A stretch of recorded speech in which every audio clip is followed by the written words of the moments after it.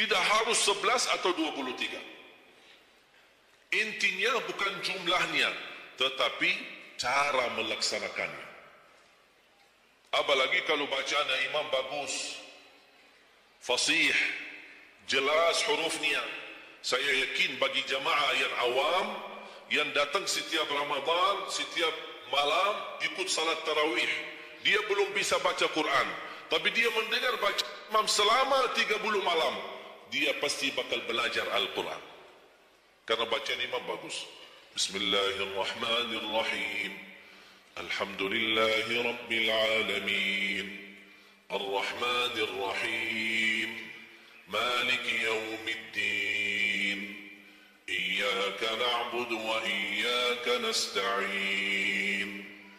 Ihdinas siratal mustaqim. صراط الذين أنعمت عليهم غير المغضوب عليهم ولا الضالين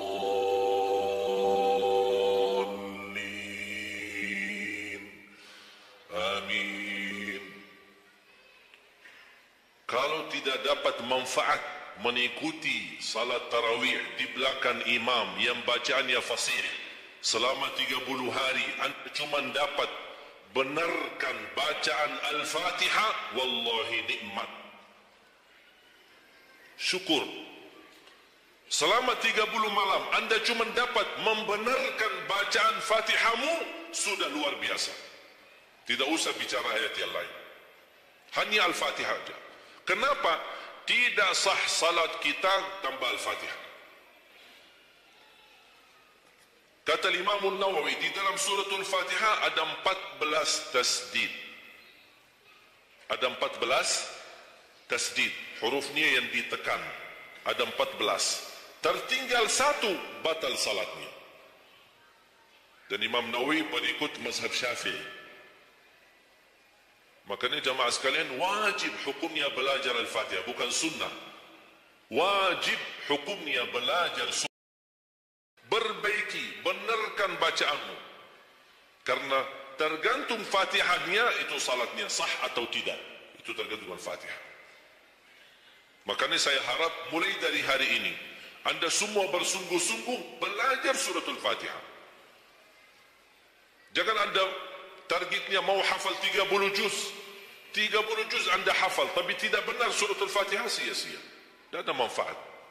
Karena anda baca suratul Fatihah, tidak baca ayat yang lain sama sekali, masih tetap sah salatnya. Karena suratul Fatihah tidak bisa diganti.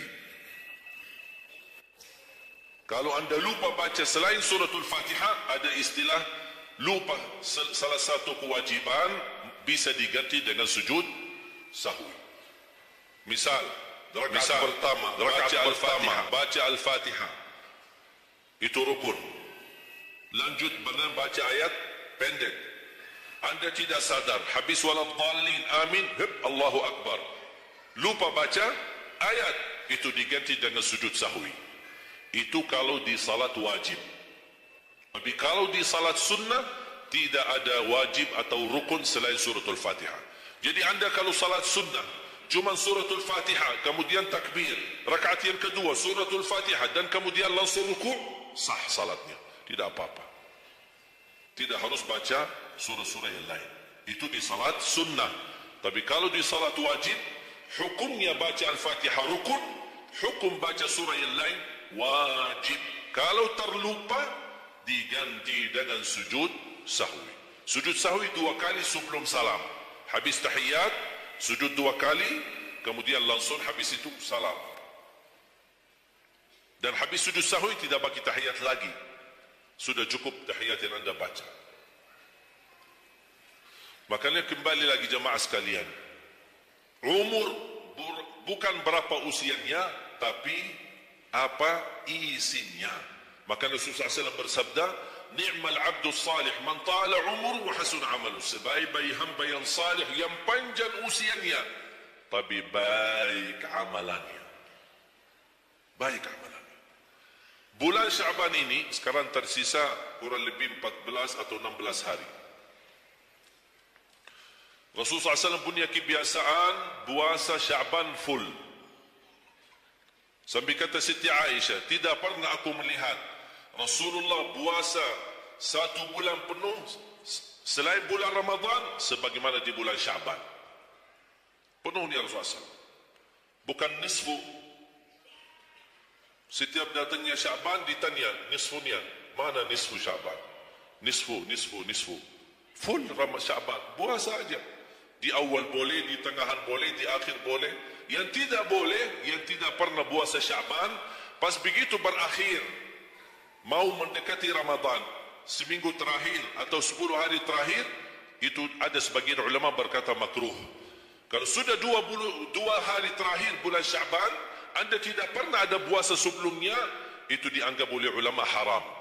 Apalagi kalau sudah jatuhnya di hari keraguan, hari ragu-ragu, kemungkinan ini bisa hari terakhir, kemungkinan bisa masuk Ramadan, isbat Ramadan.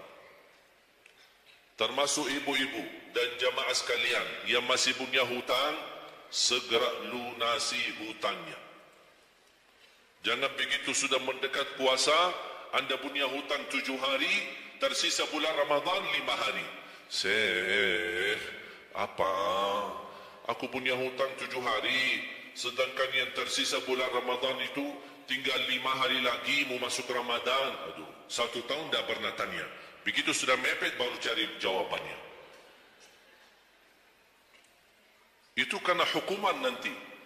Tetap diganti puasa yang dari tahun yang lalu. Tetap bayar hutangnya dan kena denda setiap hari kena fidyah. Jadi seandainya anda masih punya hutang dan masuk Ramadan, anda belum lunasi, tetap hutang itu terbawa nanti. Pas habis Ramadan, anda punya kewajiban bayar hutang. Tapi karena anda tunda, mundurkan sampai masuk Ramadan, anda punya kena denda. Ditambah lagi, bukan hanya bayar dengan puasa ganti puasa, tapi ada lagi namanya fidyah. 1 hari 1 orang miskin diberikan kecukupan makanan. Makanya kembali lagi, yang punya hutang segera lunasi hutangnya. Masih ada kurang lebih 15 atau 16 hari. Jangan sia-siakan umurmu. Yang kedua, pertanyaan Allah Subhanahu wa taala, wa an syababihi fima ablah. Usia mudahmu, apa yang kamu berjuangkan? Apa yang kamu lakukan? Pertanyaan saya pada jemaah, usia muda apakah bukan usia dari umur? Bukan sesuatu dari umur? Usia muda bukan sebagian dari umur? Dari total umur bukan? Dari total umur. Tapi kenapa Allah bertanya soal umur secara total dan ditanya lagi soal usia mudamu? Kenapa? Padahal kan sudah cukup Allah tanya tanda umurmu, ditanya lagi tanda usia mudamu. Kenapa 2 kali ditanya? Allah tidak mencukupi dengan pertanyaan umur, total umur kita, tapi Allah menambahkan lagi, itu menjadi beban bagi seorang pemuda. Allah bukan akan tanya total usia umurmu, tapi akan Allah tambah lagi pertanyaannya, apa yang kamu lakukan di usia mudamu? Usia muda itu menurut saya sangat sensitif. Anak muda yang taat, istiqomah di sisi Allah lebih baik daripada yang tua yang taat. Sekali lagi, dan yang tua-tua jangan tersinggung ya. Yang muda yang taat, istiqamah di sisi Allah lebih mulia daripada yang tua yang taat. Sama-sama taat, tapi kenapa yang muda lebih mulia? Karena godaannya lebih besar. Kalau yang tua apa yang mau digoda? Habis sudah. Tak ada fisik, tak ada tenaga, tak ada apa. Kalau yang muda banyak godaannya. Pandangan matanya, telinganya, hawa nafsunya, sahwatnya, fitnah sana sini. Mudah digoda anak muda. Makanya Allah berikan kemuliaan. Bahkan salah satu hadis yang sahih, di hari kiamat semua di bawah matahari, cuma 7 golongan yang di bawah naungan Allah. Di antaranya, wasyabun nasya'a fi ta'atillah, seorang pemuda yang menjaga diri dalam bertaat kepada Allah. Dia dapat keistimewaan di hari kiamat bersama pemimpin yang adil, bersama seorang laki-laki yang tergantung dengan masjid berapapun usianya. Ditambah lagi seorang pemuda yang bisa menjaga diri dalam bertaat kepada Allah Subhanahu wa taala. Dan kalau kita baca sejarah ulama, semua berjuang untuk agama semuanya muda. Tak ada yang tua. Bilal bin Rabah seorang pemuda, Abdullah bin Mas'ud penghafal Al-Quran seorang pemuda, Abdullah bin Umar seorang pemuda, dan banyak yang lain. Muhammadul Fatih yang membebaskan Konstantinia dan memperjuangkan Islam menjadi panglima, masih di bawah usia 21 tahun. Dan banyak sejarah-sejarah. Imam Syafi'i masih sangat muda, bahkan meninggal dunia masih dalam keadaan masih sangat muda, belum sampai usia 50-an tahun. Dan banyak yang lain. Makanya pengaruh dah bahkan taruhan besar bagi umat Islam itu tergantung pemuda.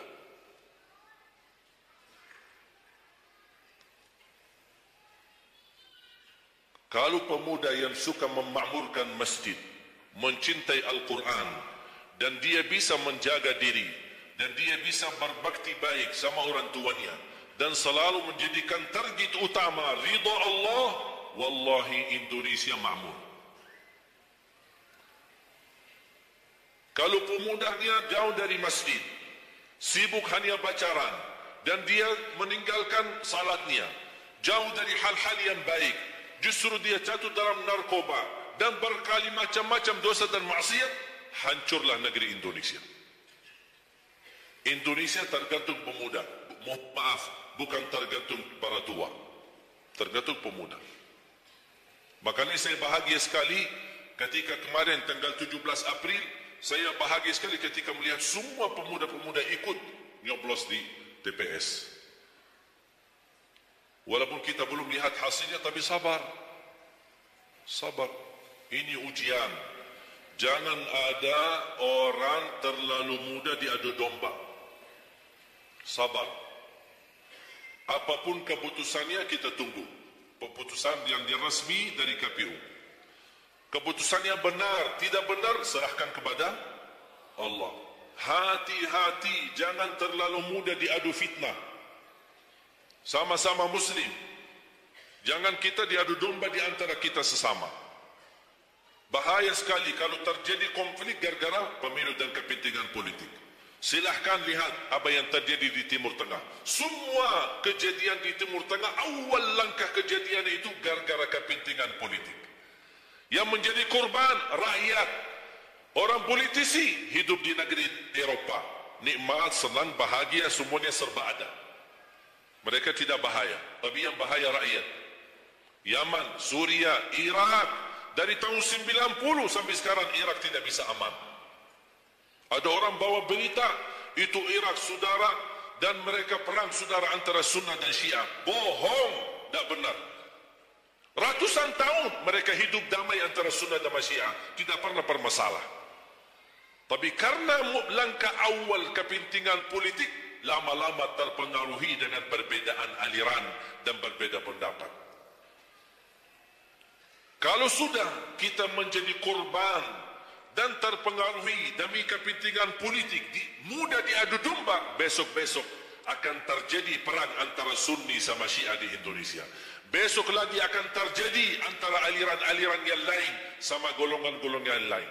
Bisa terjadi perpecahan belah. Itu yang diinginkan oleh musuh Islam. Jangan diberikan kesempatan. Terjadi ujian, memang kita menghadapi ujian. Bukan hanya umat Islam di Indonesia. Di Palestina sudah 60, bahkan sudah sampai 70 tahun mereka menghadapi ujian. Tapi kekuatan sabar luar biasa. Tak pernah putus asa. Biarpun mereka tidak bersenjata, tidak punya apa-apa melawan musuhnya Israel. Tapi mereka tetap tidak pernah putus asa. Tidak pernah pasrah. Mereka tetap berjuang. Mencintai Masjidul Aqsa. Saya merasakan perjuangan pemuda ketika saya ke sana, ke Masjidul Aqsa. Makanya jemaah sekalian, kita bisa memperjuangkan tapi tanpa membuat permusuhan. Kita masih bisa bertahan. Dan insya Allah ada jalan keluar dari segala kesusahan.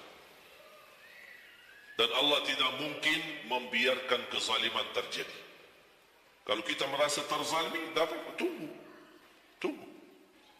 Dan kita harus belajar saling menghormati. Yang memilih 01 itu hakmu, tapi anda tidak berhak mencaci maki 02. Yang memilih 02 itu hakmu, tapi anda tidak berhak mencaci maki 01. Sama-sama Muslim, sama-sama orang Indonesia.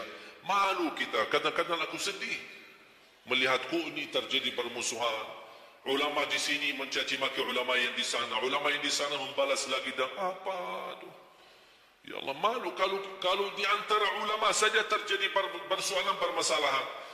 Gimana orang awam? Makanya selalu saya dalam doaku, ya Allah satukan dan rapatkan hati para ulama kami. Satukan saf ulama kami.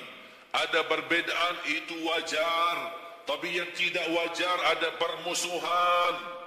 Apa yang saya sampaikan sekarang, saya yakin tidak mungkin 100% anda semua terima.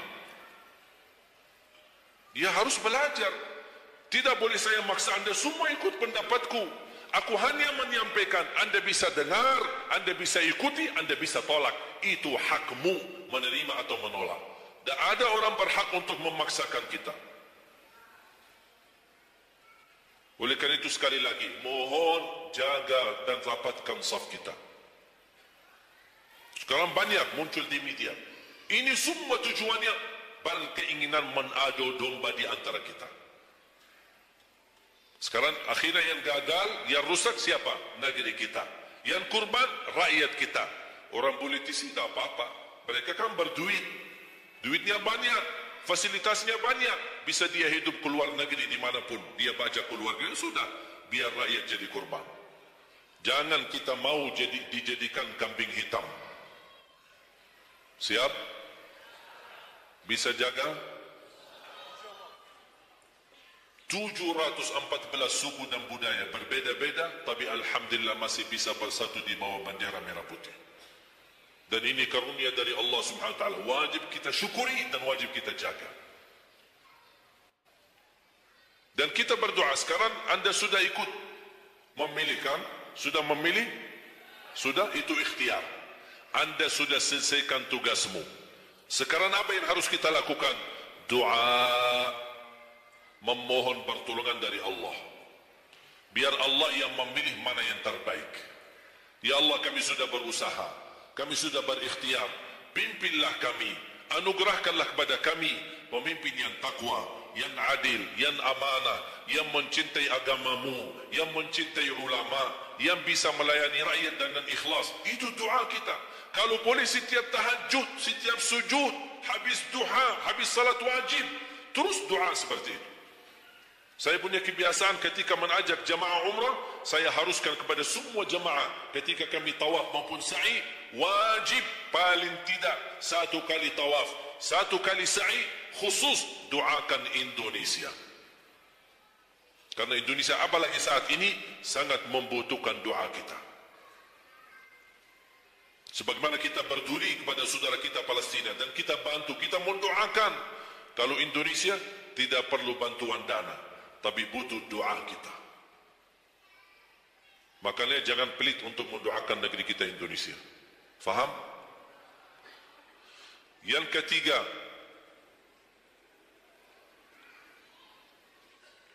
wa an ilmihi wa an malihi min aina iktasabah wa fima anfaqah. Pertanyaan yang ketiga yang akan ditanyakan oleh Allah, hartamu dari mana dan ke mana? Woi, bahaya ini. Kadang-kadang ada orang sumber dananya halal, tapi pengeluarannya bebas. Semuanya boleh. Itu pertanggungjawabannya. Akan ditanya oleh Allah, dari mana dan ke mana? Allah sudah kasih kan? Itu dari mana datang? Anda harus memberi jawaban yang benar. Dan kemana Anda infakkan? Dan ingat, halaluha hisab wa haramuha azab. Harta yang halal bakal dihisab. Sekarang banyak orang salah faham. Orang fikir kalau ada harta yang haram akan dihisab oleh Allah. Tidak. Yang dihisab bukan yang haram, tapi yang halal. Dari mana dan ke mana? Terus yang haram gimana? Ngapain? Diazab. Anda sudah tahu itu haram, tapi Anda lakukan, Allah tak perlu tanya lagi kenapa Anda lakukan. Allah langsung diazab. Na'udzubillah min zalik. Hati-hati. Oleh karena itu bahagia kata Rasulullah SAW, seorang yang mulia, yang Allah berikan kekayaan, diberikan kemampuan, tapi dia bisa menggunakan dengan sebaik-baiknya. Ni'mal malus salih indal abdi salih. Sebaik-baik harta yang halal di tangan hamba yang salih. Itu termasuk harta yang terbaik. Kenapa yang terbaik di tangan orang yang salih? Karena orang salih tidak mungkin salah guna. Dia sudah jaga sumber, dia juga pengeluarannya jelas. Untuk kebutuhan keluarga, tidak mubazir, tidak berlebihan. Katanya halal, berarti bebas belanja. Tidak bebas. Islam tidak menanjurkan seperti itu. Anda boleh ambil kebutuhanmu, tapi jangan berlebihan. Mohon maaf, coba sekarang tanya ibu, tanya diri sendiri masing-masing. Berapa macam baju di lemari kita? Sudah, mohon maaf, dah usah bahas yang lalu. Terlanjur belanja karena ibu merasa tidak tidak tega, merasa keberatan kalau setiap acara itu aja yang dipakai. Pagi acara, besok siang pulang ganti. Siang malam ada acara lagi, ganti lagi. Karena merasa malu. Apalagi kalau ketahuan, ibu kan yang tadi pagi begini ya. Oh, ada beda warna. Memang sama model tapi beda warna. Malu karena orang-orang itu. Wih, apain aku? Makanya, udahlah, terlanjur. Itu memang mohon maaf kebiasaan wanita. Tapi saya usulkan, baju-baju yang sudah lama tidak dipakai, ngapain simpan? Sudah, bebaskan, infakkan, sedekahkan. Saya kemarin bermusyawarah dengan tim-tim yayasan kami untuk membuat satu lembaga khusus yang punya pakaian-pakaian yang sudah lama tidak dipakai. Apapun, boleh alat, meja, sofa, apa saja yang di rumah, karpet, yang bukannya sesuatu yang tak pernah dipakai. Barang makanan, piring, sendok, apa saja. InsyaAllah kami bisa ditarik dan dikawal dan dikelola lagi, dikelola ulang, termasuk baju-baju. Kalau ada yang robek, ada yang ini, kita bisa jahit, kita bisa perbaiki dan kita sedekahkan. Bisa di dalam negeri dan bisa di luar negeri. Alhamdulillah program ini berjalan di kota Madinah. Alhamdulillah tidak ada lagi mubazir yang buang baju sia-sia. Semuanya bisa dimanfaatkan. Mudah-mudahan terwujud program ini agar ibu-ibu tidak terbeban. Ada kelebihan mau pindah rumah. Biasanya kalau pindah, apalagi kalau orang kaya. Pindah rumah, mana barang-barang dibawa lagi? Barang-barang besi yang baru-baru semua. Terus yang tersisa kemana? Dibuang atau tidak tahu kemananya. Udah, kita yang ambil, kita yang kelola. Yang perlu diperbaiki, kita perbaiki. Dan kita hantarkan kepada warga-warga yang miskin yang mereka tidak punya apa-apa. Setuju? Yang terakhir, yang keempat, wa an ilmihi madza amila bihi. Allah akan tanya terhadap ilmumu, apa yang kamu lakukan. Jadi jemaah sekalian, intinya bukan berapa banyak ilmumu, tapi berapa yang Anda amalkan. Oleh karena itu, jangan terlalu banyak belajar.